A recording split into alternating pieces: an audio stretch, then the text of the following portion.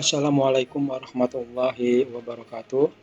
Pada pertemuan kali ini di sini saya akan menyampaikan materi lanjutan mengenai bioindikator kualitas air bagian kedua.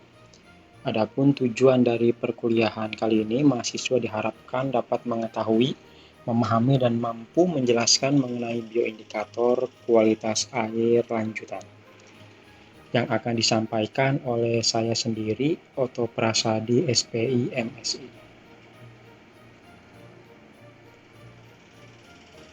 Untuk materi bioindikator kualitas air lanjutan atau bagian 2, submateri yang akan saya sampaikan itu makroinvertebrata, makrofita, dan juga ikan. Nah, sekarang kita masuk ke makroinvertebrata. Nah, makroinvertebrata merupakan kelompok hewan tidak bertulang belakang yang dapat dilihat dengan mata telanjang, artinya tanpa menggunakan alat bantu. Makroinvertebrata air dapat memberikan gambaran mengenai kondisi fisik, kimia, dan biologi suatu perairan, sehingga dapat dipakai sebagai indikator kualitas air sungai. Ya.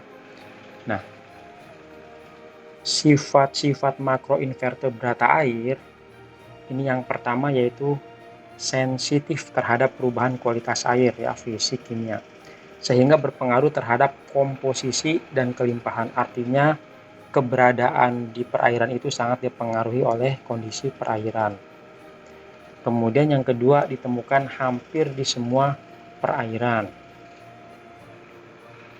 Yang ketiga, terdiri atas banyak jenis serta merespon berbeda pada gangguan yang berbeda pula. Jadi jenisnya banyak. Nah, dari masing-masing jenis ini merespon terhadap perubahan kondisi perairan juga berbeda-beda. Kemudian bergerak secara terbatas, ya, artinya pergerakannya dibatasi. Kemudian mengakumulasi racun pada tubuhnya, jadi menyerap, ya. Kemudian yang keenam, ini mudah dikumpulkan dan diidentifikasi paling tidak sampai tingkat famili, ya, Kemudian pengambilan contoh mudah dilakukan, artinya sampling, pengambilan contoh biotanya ini mudah dilakukan karena memerlukan peralatan yang sederhana, murah, dan tidak berpengaruh terhadap makhluk hidup lainnya, ya. Nah, kemudian hal-hal yang harus diperhatikan dalam penggunaan makroinvertebrata, ya, sebagai bioindikator, ya. Yang pertama adalah kehadirannya sangat dipengaruhi musim, sehingga pengambilan sampel harus dilakukan setiap musim. Jadi mungkin kadang-kadang ada musim tertentu, jenis tertentu ada. Jadi pada saat kita akan atau ingin sampling, kita harus memperhatikan musim. Kemudian yang kedua adalah makroinvertebrata hanya merespon pengaruh perubahan kondisi lingkungan tertentu. Tadi kan banyak nih jenis-jenisnya. Nah, dari banyaknya jenis-jenis ini itu mempengaruhi kondisi lingkungan ini berbeda-beda. Jadi harus menyortir, harus tepat.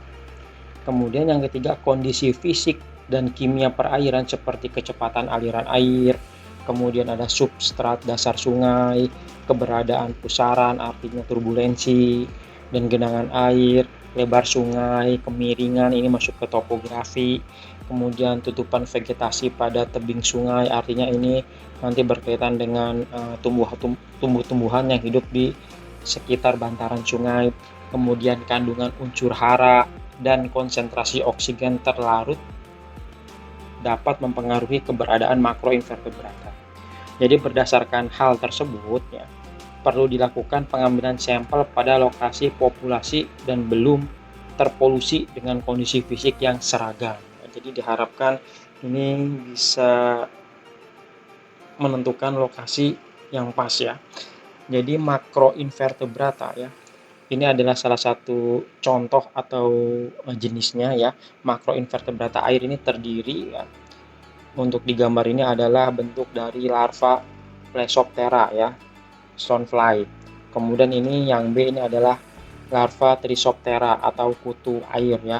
Kemudian juga ada beberapa contoh lainnya baik dari larva Odonata, capung, kemudian juga ada larva Crustacea atau udang-udangan, moluska, kemudian moluska itu kerang, ya. Kemudian ada juga larva Hemiptera, kepik ya, Coleoptera, Hirudinea lintah ya, Oligochaeta cacing, Diptera nyamuk ya.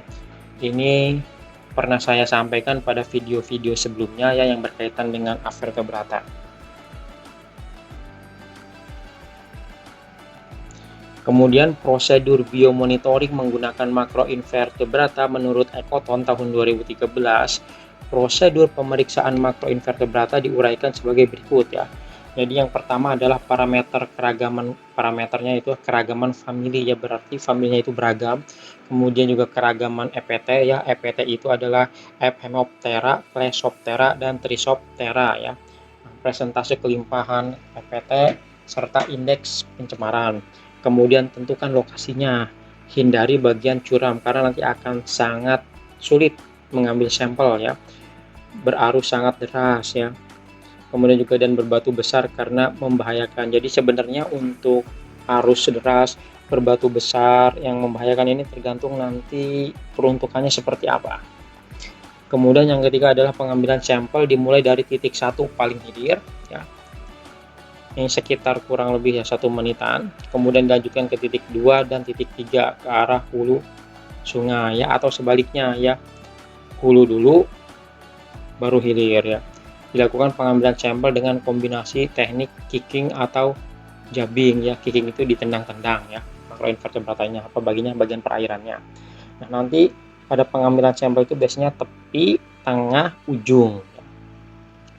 Kemudian yang keempat adalah teknik kicking, itu dilakukan di sungai dangkal ya. Caranya masuk ke dalam sungai, meletakkan jaring di depan dengan mulut jaring menghadap arah hulu atau datangnya aliran air, kemudian mengaduk-aduk substrat di depan jaring selama 1 menit atau 5 meter dengan menggerakkan kaki memutar untuk merangsang hewan yang bersembunyi di dasar sungai agar keluar terhanyut masuk ke dalam jaring.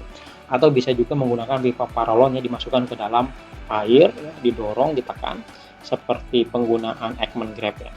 Kemudian yang kelima adalah teknik jabbing. Teknik jabbing ini dilakukan di tepi sungai dangkal. Caranya meletakkan jaring di permukaan dasar sungai, kemudian bergerak maju ke arah hulu atau sumber datangnya air sambil menyapukan jaring hingga menyentuh permukaan dasar sungai sepanjang 5 meter, terutama di bawah tanaman air. Nah, biasanya nanti untuk mempermudah itu menggunakan transek ya, biasanya transek 5x5 ya, atau transek misalkan 10x10 ke depan.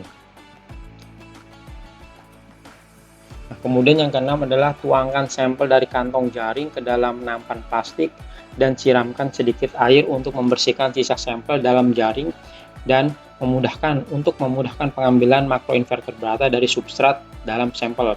Lakukan sortasi ya, artinya menyortir. Kemudian usahakan untuk mengambil seluruh hewan indikator dalam sampel, terutama yang berukuran kecil dan kelompok serangga Ephemoptera, Plesoptera, dan Trisoptera EPT tadi ya. Kemudian jumlah hewan minimal yang diambil dari sungai yang dipantau adalah 100 ekor hewan ya. Jika dalam 3 kali pengambilan sampel jumlah hewan yang didapatkan kurang dari 100 ekor, maka perlu dilakukan pengambilan sampel tambahan dan catat total jumlah pengambilan sampel yang dilakukan. Artinya jika misalkan yang didapat kurang dari 100, yang mau tidak mau dilakukan pengambilan ulang atau di hari yang lain ya. Kemudian lakukan identifikasi makroinvertebrata, hitung jumlah individu, masukkan ke dalam tabel ya. Jadi diidentifikasi menggunakan buku panduan ya, nanti juga untuk praktek buku panduannya akan saya kirim, kita mengacu pada panduan apa ya. Kemudian yang kesembilan adalah penilaian kualitas air sungai dengan bioindikator, dilakukan menghitung 4 parameter yaitu keragaman jenis famili, keragaman jenis EPT ya, Ephemoptera, Plesoptera, dan Trisoptera tadi, kemudian presentase kelimpahan EPT dan indeks yang diberikan skor penilaian berdasarkan kriteria penilaian untuk 4 kategori kualitas air. Nanti tabelnya akan saya sampaikan setelah slide ini. Kemudian ratakan atau rata hasil perhitungan mengindikasikan kondisi kualitas air sungai yang diperiksa dengan mengikuti ketentuan gambar di bawah ini ya.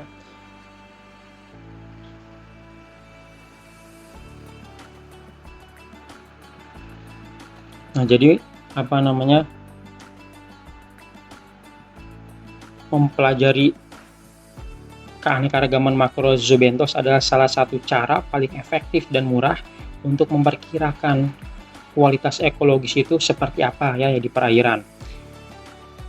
Sebagai contoh tadi, pengukuran sifat fisik dan kimia air juga dapat digunakan untuk memperkirakan kualitasnya ya, kualitas airnya. Tetapi pengukuran tersebut dapat secara tepat menggambarkan keadaan aktual perairan jika dilakukan pengamatan atau pengambilan sampel perairan secara time series ya. Oleh karena itu perlu menggabungkan ya penggunaan metode baik fisik, kimia, dan biologi bersamaan dengan metode-metode lainnya agar dapat memberikan gambaran kondisi lingkungan perairan yang sebenarnya.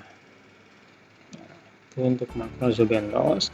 Kemudian ini adalah tabel ya pemeriksaan bioindikator ya. Jadi nanti ada nomor ya, EPT ya. EPT itu tadi Ephemeroptera, Plesioptera, dan Trisoptera ya. Misalkan nanti kalian sudah menemukan, sudah sampling, kemudian diidentifikasi ya. Nanti berdasarkan buku identifikasi, berdasarkan bentuk morfologi, masuk ke dalam nama familinya apa ya, berdasarkan sesuai dengan buku ident tadi, masuk ke dalam famili apa ya. Kemudian skornya itu nanti dilihat di sini ya. Jadi skornya itu lihat pada tabel yang kedua ya, penilaian kualitas air sungai dengan bioindikator. Kalau tadi pemeriksaan bioindikator ya. Untuk kolomnya itu ada parameter ya, keragaman jenis famili, keragaman jenis EPT, persen kelimpahan EPT, dan indeks ya. Nah, ini ada skornya itu ada 1, 2, 3, 4. Nah, untuk keragaman jenis famili ini lebih dari 13, kemudian ini skornya 4, 10 sampai 13 3, 7 sampai 9 2. Kalau misalkan kurang dari 7 berarti skornya 1 ya. Untuk keragaman juga sama, ini kalau lebih dari 7 4, 3 sampai 7 3 ya. 1 sampai 22, kalau tidak ditemukan berarti skornya 1 ya. Untuk kelimpahannya ini dalam satuannya persen ya. Kemudian untuk indeksnya ini 3,3 sampai dengan 4,0 ya. Kemudian 2,6 sampai dengan 3,2, skornya 3 ya. Kalau misalkan 1,0 atau sampai dengan 1,7 ini skornya 1 ya. Nanti dari keempat ini, keragaman jenis famili, keragaman jenis EPT, kelimpahan, dan indeks ya, skor penilaiannya misalkan 1 1 1 1 ya. Total skor berarti 4 ya. Rata-ratanya berapa ya? Nanti misalkan 4 ya. Itu nanti berarti dihitung. Nah, nanti skor rata-rata itu masuk ke dalam mana? Kalau misalkan 4 berarti tidak tercemar. 3,3 sampai dengan 4 tidak tercemar. Misalkan 2,6 sampai 3,2 berarti tercemar ringan. Ya, kalau 1,8 sampai 2,5 ini tercemar sedang. Ya, kalau berat ini 1 sampai dengan 1,7 ya. Nah, skor dari sini yang tadi sudah kita dapatkan itu dimasukkan ke sini ya. Skornya berapa? Kemudian jumlah individu yang yang diketahui berapa, nanti dikalikan. TU itu skor biotilik ya. Nih, skor biotilik ya. Kemudian NI jumlah individunya, nanti keterangannya apa ya. Jadi kurang lebih gambaran pemeriksaan bioindikator seperti ini nanti akan saya jelaskan lebih lanjut pada saat pelaksanaan praktikum.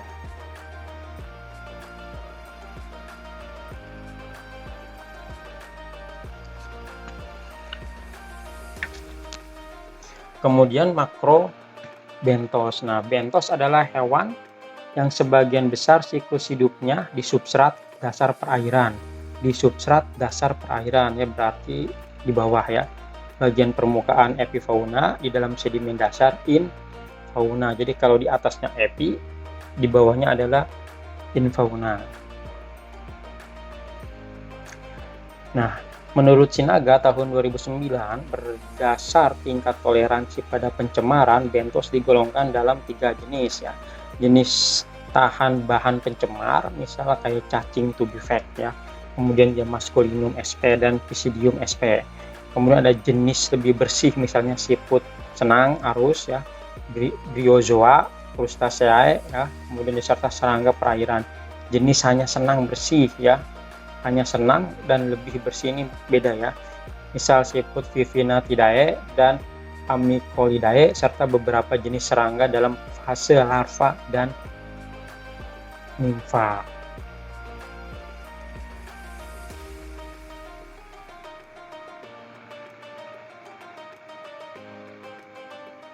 Nah, kemudian selanjutnya ini teknik. Jadi pada saat pengambilan makrobentos ini ada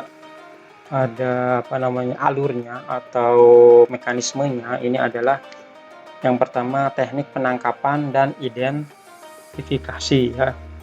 Jadi untuk untuk yang pertama, untuk teknik penangkapan dan identifikasi ini, pengambilan atau penangkapan sampel bentos ini dapat menggunakan alat Charbernet ya, kurang lebih berukuran 25 x 25 cm ya. Kemudian juga dilengkapi dengan tabung penampung. Nah, Charbernet ini diletakkan di dasar perairan kurang lebih 5 menit berlawanan arus air ya. Jadi nanti mulut jaringnya itu berlawanan arus air sehingga nanti akan masuk biota-biotanya ke dalam Charbernet tadi. Kemudian bebatuan dan material yang menempel di substrat ini harus diangkat atau disisihkan, digesek-gesek ya, agar hewan yang bersembunyi ini bisa keluar dan nanti masuk ke dalam Charbernet. Nah, kemudian bisa juga nanti disikat ya pada bak penampung untuk menangkap bentos yang menempel. Nah, bentos yang terkumpul nanti di Charbernet ini dipindahkan ke bak penampung, lalu dimasukkan ke dalam tabung plastik yang berisi alkohol serta ditetesi larutan formalin ya, kemudian diklip plastik.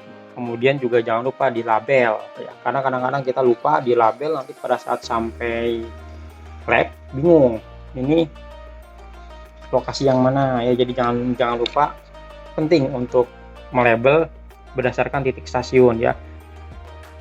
Nah, ditetesi formalin agar bisa diamati nanti di laboratorium ya menggunakan alat bantu ya, agar morfologinya tidak rusak ya. Kemudian nanti diidentifikasi. Nah, rata-rata siklus hidup bentos ini mulai dari fase telur sampai menetas kurang lebih ini 30 hari. Oleh sebab itu pengambilan contoh bentos ini dapat diulang beberapa kali pada setiap stasiun per 1 sampai dengan 2 minggu sebanyak 5 kali ya, agar mendapatkan hasil yang benar-benar real, menggambarkan kondisi yang sesungguhnya ya. Nah, kemudian yang kedua ini adalah penentuan status lingkungan dengan Family Biotic Index atau FBI. Nah, FBI adalah indeks biotik yang dapat memberikan penilaian status perairan dengan cara mengalihkan nilai kelimpahan organisme indikator pada setiap pengamatan dengan skor yang telah ditentukan. Nah, skor untuk bentos ini paling toleran adalah 10, sedangkan skor bentos paling intoleran adalah 1 ya. Adapun rumusnya adalah FBI sama dengan NI kali T per N ya. Jadi NI-nya adalah jumlah individu spesies kesekian, kemudian T adalah nilai toleransi dari masing-masing famili atau genus ya, dan N adalah jumlah total individu yang ditemukan dalam sampel. Nah, jadi nilai FBI ini akan memberikan penilaian kondisi suatu perairan atau menentukan besarnya tingkat gangguan pada ekosistem perairan berdasarkan indeks bentos yang ada di lokasi pengamatan ya. Nah, ini adalah salah satu gambar atau tabel derajat pencemaran perairan berdasarkan Family Biotic Index ya, FBI. Nah, berdasarkan klasifikasinya ini ada tidak tercemar, tercemar ringan, sedang, kritis, berat, sangat berat maupun ekstrim. Nah, nilai FBI-nya ini ada kisarannya ya, dari 0,00 ya, yang tidak tercemar sampai 3,75, sedangkan untuk yang tercemar ekstrim itu 7,26 sampai dengan 10 ya. Karena tadi di sini skornya adalah 10 sampai dengan 1 sampai dengan 10 ya. Skor untuk bentos paling toleran adalah 10. Sedangkan 1 adalah intoleran ya.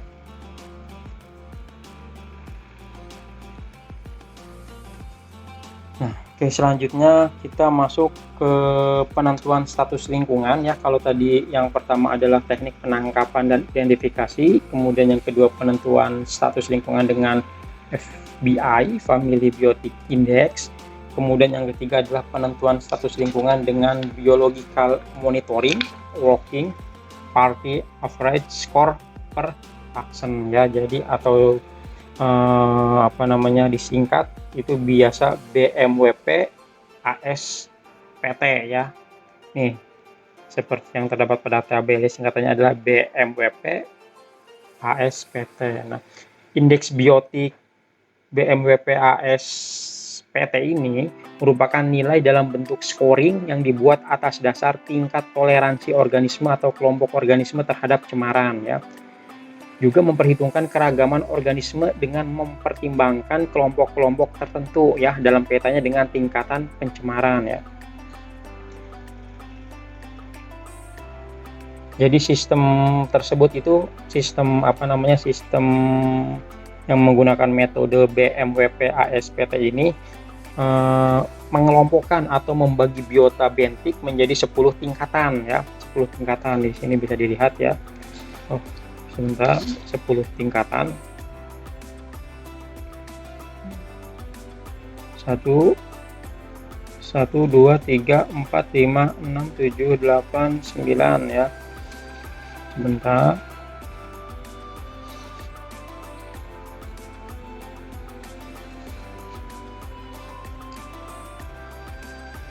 Menjadi 10 tingkatan berdasarkan kemampuannya dalam merespon cemaran di habitatnya ya, sesuai pada tabel nilai scoring ya.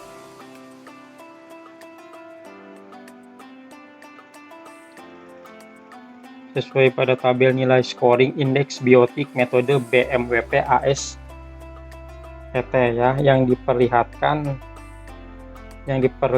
satu contoh nilai indeks biotik BMWP ASPT yang disederhanakan berdasarkan contoh umum dari kelompok biotik bentik perairan, sungai di perairan atau di daerah tropik ya. Jadi untuk kelompok organisme Crustaceae ya, Ephemoptera, kemudian juga Plesioptera ya, ini skornya 10. Gastropoda, Odonata, Trisoptera ya. Kalau sampai Odonata tadi skornya 8, kemudian Trisoptera 7, ya Bivalva, Crustaceae, udang tawar, Ephemoptera ya, larva lalat sehari perenang, dan Odonata larva sibar-sibar ini juga ada ya. Ada Ephemoptera tapi tergantung jenisnya apa ya. Ini 6, kemudian Diptera untuk larva lalat hitam, Pleoptera kalajengking dan lain-lain ini 5. Kemudian Platyhelminthes cacing pipih dan Arachnida tugau air ini 4. Hirunidae lintah Gastropoda siput Bivalva kerang ini 3 ya. Sampai dengan Oligochaeta cacing ini 1 ya skornya. Nah, untuk tabel sebelahnya ini makroinvertebrata indikator untuk menilai kualitas air ya. Trisoptera ini masuk ke dalam yang tidak tercemar. Tercemar ringan adalah Plesioptera ya, Ephemoptera dari ini ya, kemudian juga ada Trisoptera. Kemudian tercemar sedang ini ada Mollusca, Crustaceae, Odonata. Tercemar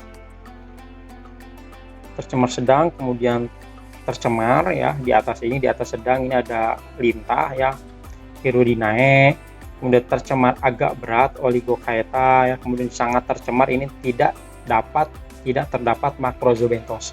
Besar kemungkinan dijumpai lapisan bakteri yang sangat toleran terhadap limbah organik ya, ini Saperophilus ya di permukaan. Jadi untuk Macrorhizobenthos ini tidak terdapat, tetapi bakteri ini banyak ya, kurang lebih seperti itu. Nah, jadi berdasarkan tabel dari nilai scoring indeks biotik metode BMWP ASPT,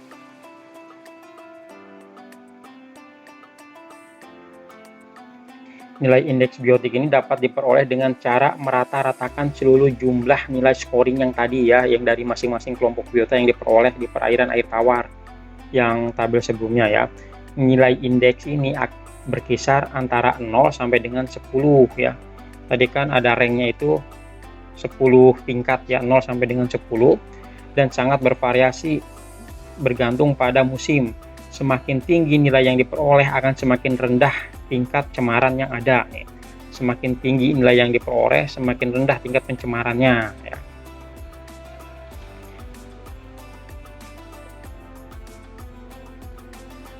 Kemudian nilai indeks hanya dapat digunakan untuk perairan sungai dan tidak dapat dibandingkan dengan tipe perairan lain. Artinya untuk sungai ya perairan yang mengalir ya. Kalau misalkan untuk perairan yang menggenang itu tidak bisa ya. Jadi berdasarkan klasifikasi makroinvertebrata tadi disusunlah ya beban cemaran di mana kualitas air sungai dapat dibagi menjadi 6 skala tadi ya yang sudah saya jelaskan tadi. Kemudian kita lanjut pada submateri selanjutnya yaitu makrofita atau tumbuhan air. Nah, untuk makrofita, air ini membentuk komunitas penting dalam ekosistem perairan karena dalam banyak kasus mereka adalah produsen utama. Mereka menghasilkan biomasa yang tinggi dan mereka berkontribusi terhadap keanekaragaman hayati ya. Jadi makrofita air ini dapat memperoleh nutrisi dari sedimen serta langsung dari air itu sendiri ya. Akibatnya ketersediaan nutrisi sedimen dapat membatasi pertumbuhan distribusi makrofita. Artinya kalau misalkan di perairan itu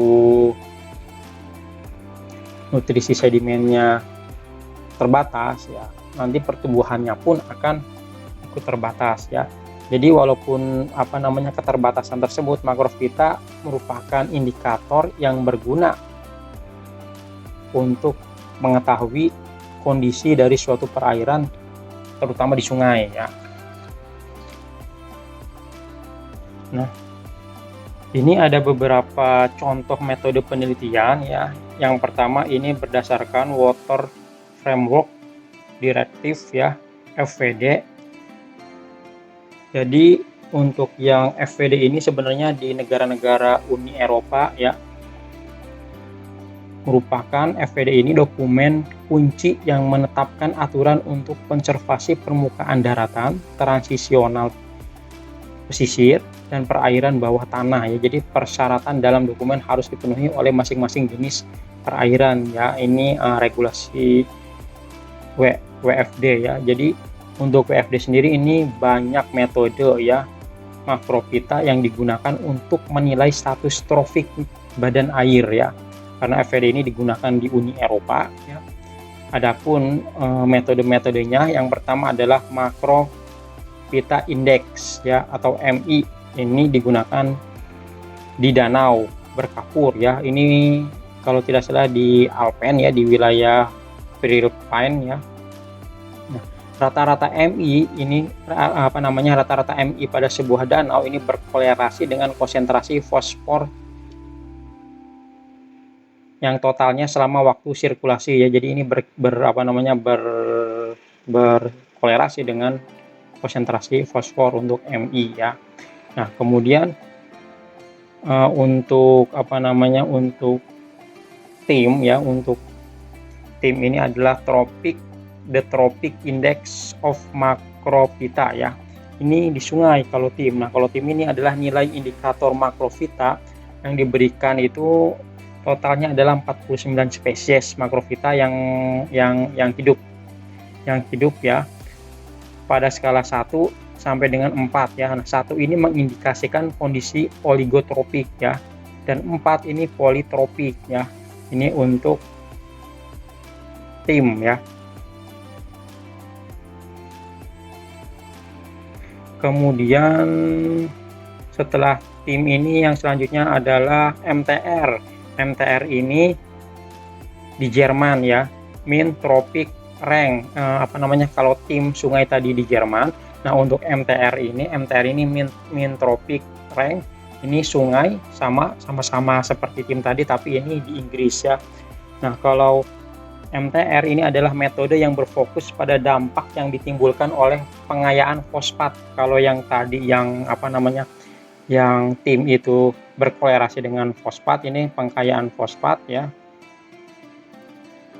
Setiap spesies yang terkandung dalam spesies ini dialokasikan skor spesies tropik rank ya atau STR menurut responnya terhadap eutrofikasi, yaitu adalah untuk yang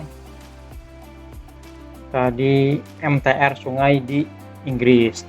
Nah, kemudian selanjutnya adalah IBMR sungai di Prancis ya, atau Index biologi macrophyta, ini bahasa Perancisnya Enrivier ya. Nah, untuk IBMR sungai di di Perancis,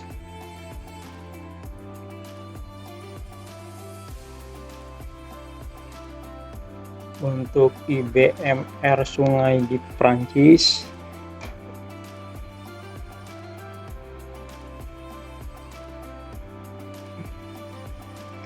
ini berlaku untuk perairan alami dan buatan ya. Jadi ada sekitar 207 taksa dialokasikan Spotlight ya menurut responnya terhadap eutrofikasi. Nah, nilai spesies IBMR ini berkisar dari 0 hingga 20 ya. Kalau 0 ini menunjukkan hipertrofik dan 20 menunjukkan kondisi oligotropik ya. Jadi untuk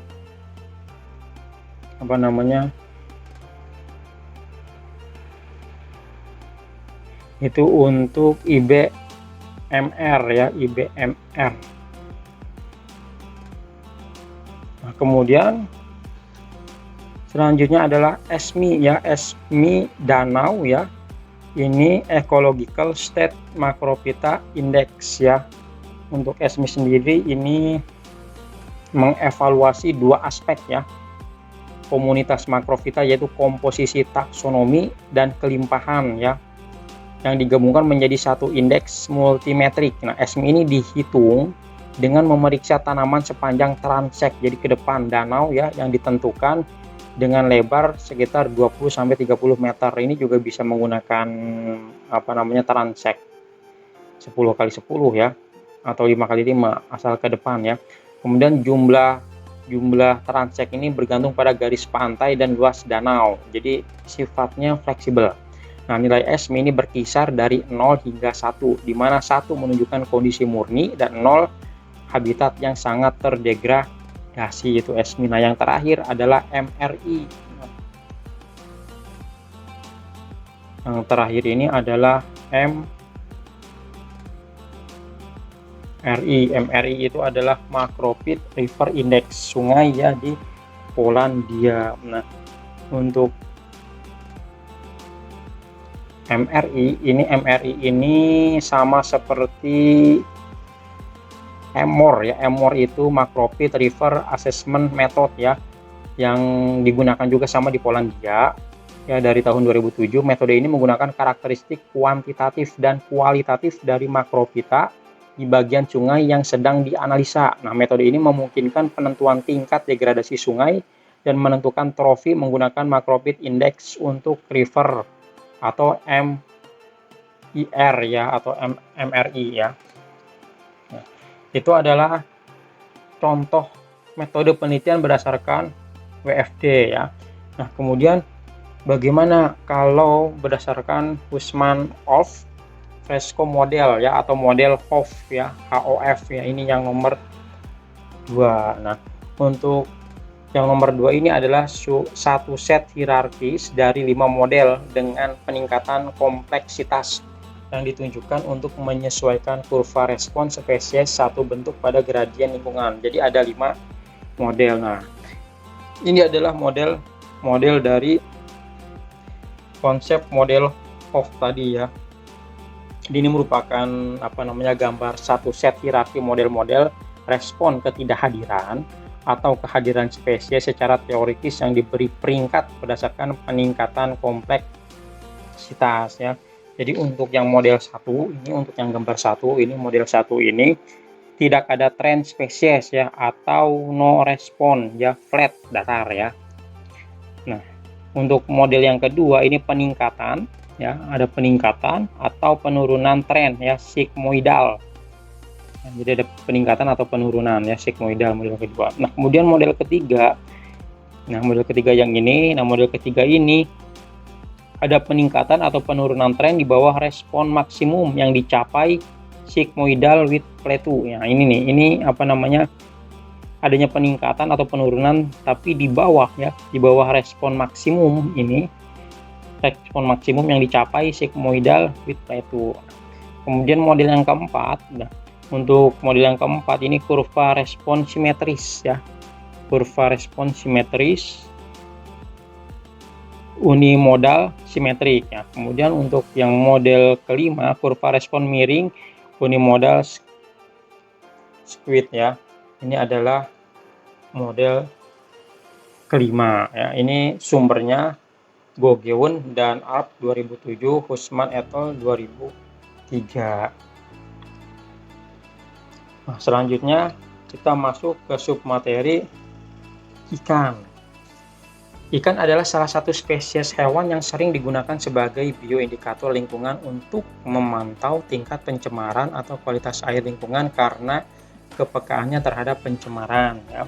Jadi ikan ini disarankan bahwa pemantauan pencemaran air ini harus seteliti mungkin ya, yang berarti bahwa tingkat xenobiotik ya, baik xenobiotik alami, xenobiotik sintetik ya. Kalau alami itu ya dari letusan gunung, dari tsunami dan lain-lain, gempa.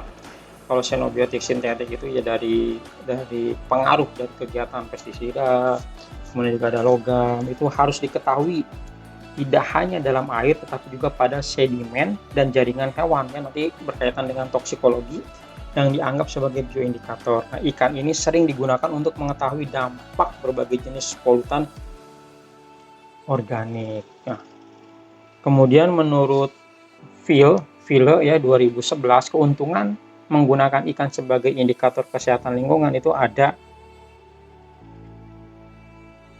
6 ya.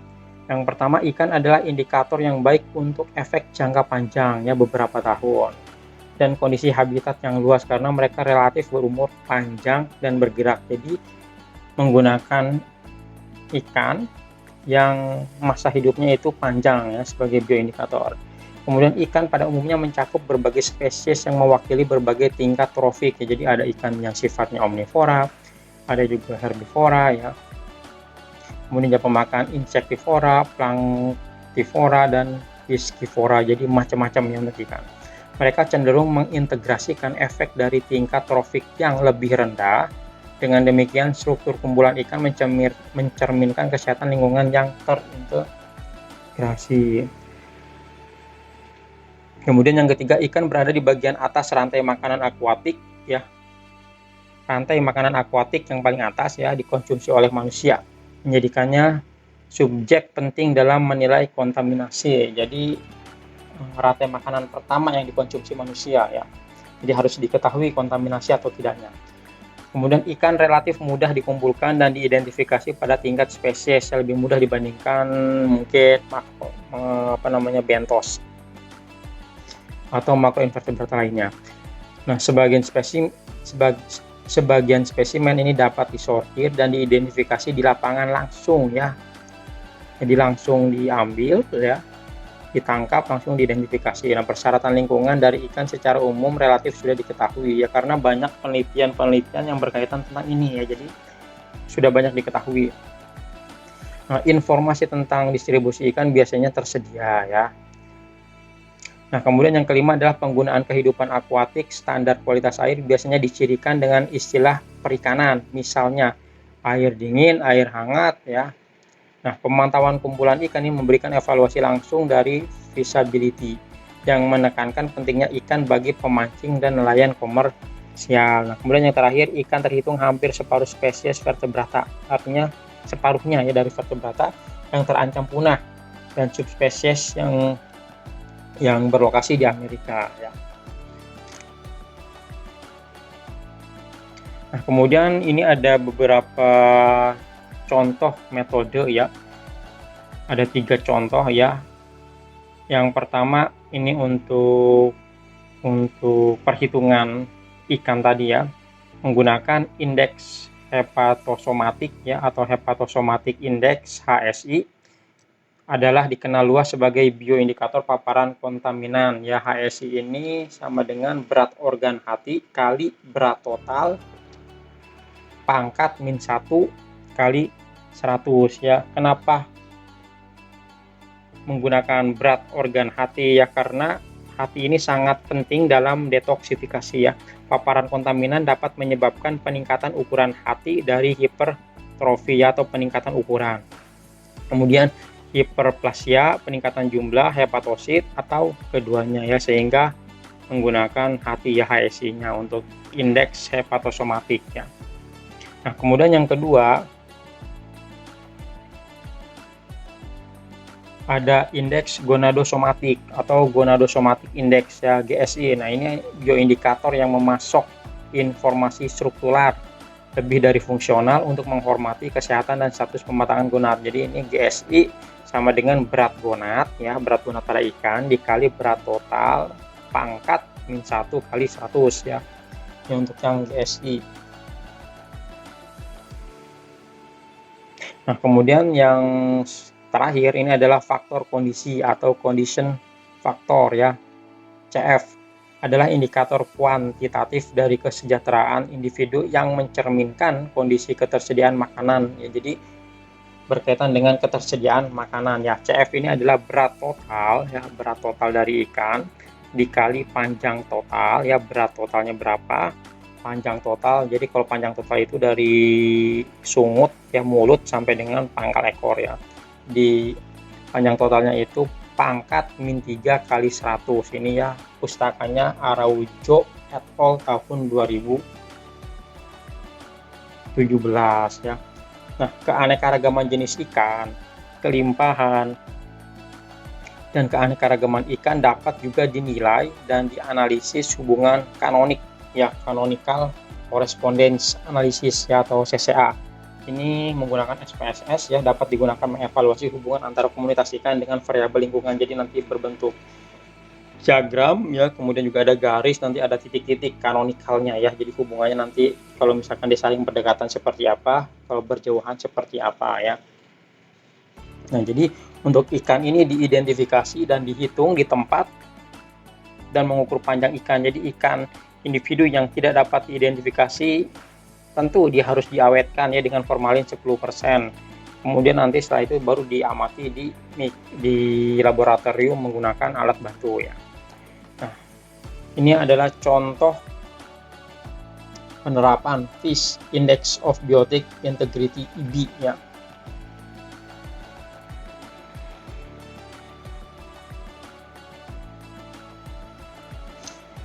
Nah, terkait dengan penggunaan ikan sebagai bioindikator yang dikenal istilah Index of Biotic ya, atau IBI, Index of Biotic Integrity IBI, ikan sangat penting dalam pengembangan IBI, mengingat ketersediaan informasi yang relatif lengkap tentang mereka ya, tentang ikan.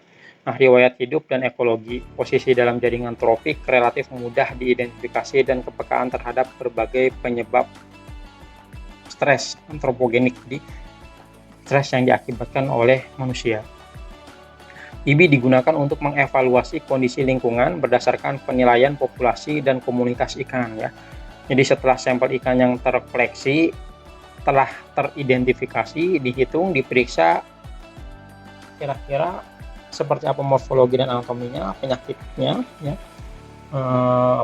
ada terakumulasi zat apa, dan dicatat. Beberapa biometrik diterapkan untuk mengevaluasi integritas biotik. Nah, kemudian data komposisi komunitas untuk ikan dirangkum menggunakan IBI ya, berdasarkan Carr et al. 1986. Nah, skor indeks biotik ini ditentukan sesuai dengan prosedur yang dijelaskan oleh Hilsenhoff 1987 dan Lennart 1993. Nah, toleransi nilai ditugaskan untuk taksa berdasarkan nilai-nilai yang diberikan dalam Lennart atau Hilsenhoff ya, di mana Lennart tidak memberikan nilai. Nah, jumlah individu dalam setiap kelompok taksonomis dikalikan dengan nilai toleransinya.